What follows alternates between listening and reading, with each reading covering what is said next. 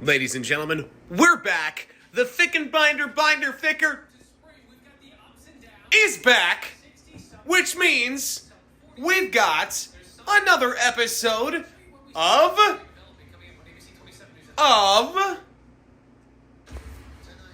The Bachelor. Whoa. Alright, so we have arrived to Thailand for tonight's episode. This is, of course, Fantasy Suite Week, and this is that time in which typically there are overnight stays that take place, and Zach has decided to take the physical intimacy out of the entire situation today. Or at least that's what the teaser trailers have said over the last week. Charity is gone. She left last week. I missed y'all last week. That was sad. We were apart for so long. But anyway, Charity is gone. We got Ariel, Gabby, and Katie remaining. Strap in, get on your bikes, let's go.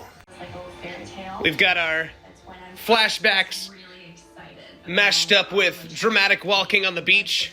I am definitely falling for you. I can't wait. That awkward period of time in which the Bachelor or Bachelorette is basically not allowed, according to an unwritten rule, to say that they are falling for or are in love with the contestants until the end. And so that wonderful response there of, I'm falling for you. Come here. All right, here we go. We've got our, what I've been calling the one-on-one dates between Jesse and Zach at the beginning of every episode, where they have their nice little bro time here at the table. Usually they're in a coffee shop. Looks like this time they're in a bungalow. Zach's hair is on point right now, though. Let's just take a moment. Let's appreciate that. What's your product, Zach? Huh? Tell us your secrets. So here we go, the official introduction at the beginning of this episode that Zach is not looking to get physical. He wants to wait. And, well, okay, now we have the shower thing. Every episode, we get the good old 120 frame shot of Zach taking a shower somewhere. I feel like this storyboard was just carbon copied every episode. Right, Crush?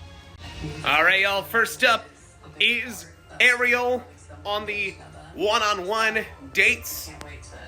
And we get the awkward, let's walk to each other from far apart. Wait, is he going to lift her?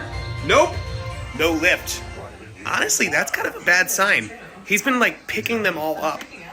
Have you ever been? No, I've never been. Something in the air. We have quite Could be a bad sign.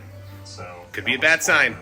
So, I'm sorry, but they're going on their date to a market to eat bugs.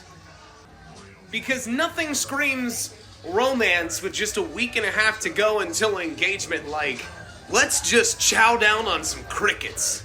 All right, down the hatch. The couple that eats bees together stays together.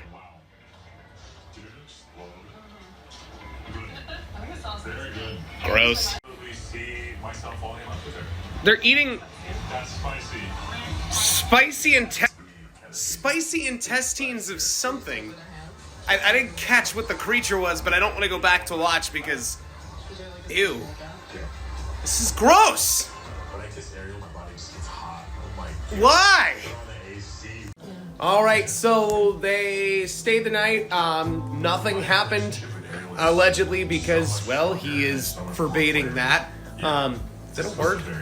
Am I eating a fudgesicle on the bike? Indeed I am! They're eating breakfast. Woo!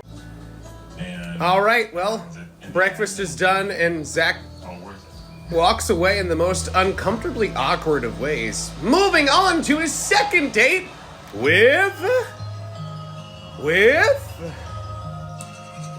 not this monkey, not the sand, but Gabby! Zach and Gabby are only 5 seconds into this one-on-one date, and I'm already getting the vibe that he is sending her home in less than 5 minutes. So that should be a whole thing. They're taking a pirate ship to their own private island. I'm putting $100 down that he does the Titanic thing with her on the front of the boat. Why do I say that he's gonna do the Titanic, like, I'm king of the world thing with her? Or the, like, what is it, where it's like he holds Rose and she's like, that's it, Jack, I'm flying! Took me reenacting it to figure out what I was talking about. But why do I assume he's gonna do that? Because Zach is an artificial intelligence contestant of every, like, 20-somethings dude in America. Alright, let's figure this out. Is he gonna do it? Oh boy. Here we go. And perfect placement. And they're flying! Where's my $100? Gabby's talking about how she feels like in a lot of her relationships she's chosen second, and she was picked second for these one-on-one dates this week, and so she's struggling, and Zach is 100% giving her the same face that he gave every girl that he sent home. Zach, she said she wanted space. She walked away to a random part of this island. I'm fine. I can't believe you. Yeah. I was very activated last night and very in my head because I was feeling like I was chosen second and I was never good enough in my previous relationship, and the book just aired all out right now. I was not enough and I was cheated on. I was chosen second, and so. Alright, changing my thoughts because I thought he was giving her sending home face. He's actually doing a really good job of kind of reassuring her, like, hey, like, your feelings are valid, I get insecure too, this is okay. Zach's becoming just slightly more real of a person every week. Well, I'm right here. Zach shows these slight hints of being like a middle school kid that's just madly in love with his first love, where he's like, it's just all like, it's like I want to kiss you. Zach's currently giving Gabby the talk. Not that talk, but the conversation that he is, well, abstaining. And To make that decision. I wouldn't say that it brought me relief. she's just kind of like, To be honest with you, like, obviously, like, they are taking a boat to their, it's such a magical like, moment. private island house, and they almost sank the boat before they even took off. So we're off to a great start. Sir, those are my rice cakes. Mowgli. Do you know the Jungle Book?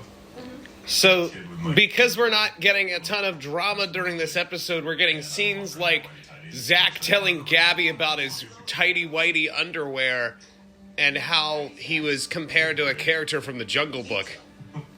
So, Zach is having another one-on-one date with Jesse Palmer, this time to explain that, well, he had an oopsie. He was going to abstain during this week, and he did not. It was He had an oopsie. I needed for the relationship, and to feel And he's talking about transparency and how he feels like he needs to tell everyone about this. So I'm assuming he is gonna go back to Gabby and Ariel and tell them, well, whichever one he, I guess, got involved with. I'm not really sure how this is gonna go down, but it's obviously not gonna go over well. So Zach has gone back to talk to Gabby. However, I think the thing that's not good about this is that I'm pretty certain that Gabby thinks now in this very moment, like, she's the only one left. Like, you don't go back a day later to specifically talk one-on-one with her. It's gonna get interesting. So now we have, excuse me, to the point of now, and I think it's Katie's date. Katie knows all of this. She deserves full transparency. And Zach is saying that she deserves full transparency, so what better way to tell one girl that you have been involved with another girl than going on a canoe ride in the middle of a creepy lagoon? Nothing better than him telling her this information. Like I knew. They're in this boat. Or no, sorry, they're sitting outside of the boat in the water. And a storm is coming. There's thunder rolling. Maybe we put a pause on this conversation and we go where there's shelter. It sucks. Also, what's with the streamers? This is so uncomfortable. I get it. It's She didn't like it. that, like, She didn't receive it the way that I think he expected. what's gonna happen, so it's just like And he is like, you just like robotic boy confirmed, cannot compute. to be honest. But It's really gonna suck because, like, I feel like Katie is the best, like, person for him. Not only are they the most compatible, but, like, I'm pretty sure they live near each other. it's weird, like Also, Zach has that whole thing where when your hair gets way too wet and you have just a crap ton of gel in it and it just looks like a whole mess. So now they're walking back to, I guess, the boat. They should probably clean up the streamers, right? Get out of the storm! yeah, I just feel weird. I feel like distant from you. It's just tough. It's like Maybe, like, producers get him an umbrella? Some ponchos? I was like, This is like Props to the Bachelor production team, by the way, for not putting any music under this entire scene to just show would you have liked my reply to be? the authenticity of this conversation. I didn't know. And I just Like, they're not making this more dramatic than it already, than it already is on a raw scale. So, Katie comes back and decides to go on the, like, dinner portion of the date with Zach here. And all I'm wondering right now is, okay, he told Katie that he was with Gabby, but where's Ariel in this equation? Like, he hasn't talked to her at all yet. Where is she? All right, so they've effectively emotionally hit the reset button. They've processed it. They're having the good conversations here, and it seems like things have turned around. Which, this leads me to, like, in this show, there are uncomfortable moments like this where there's these, like, really uncomfortable, raw, vulnerable fights or arguments. And then 5 minutes later, everything is perfectly fine. Obviously, this took several hours to go through, but because of the progression of time of a 2-hour episode, you're like, oh, okay, we're good now. We're good. Okay. Good about him. I'm feeling really good about us. I'm glad you're feeling really good about things, Ariel, because no one's been telling you what's been going on the last hour and a half. He's going to bring you closer. Jesse's affirming to Zach that he's been truthful and honest, and I'm like, yeah, he has, but, like, again, I unless they cut out the part in editing where he talked to Ariel about all this, like, I feel like she's left in the shadows here. I came in And then there were 3. Zach's in his suit looking like he's a young 30-something running for Congress. Finding love. And now we have to pick the final 2.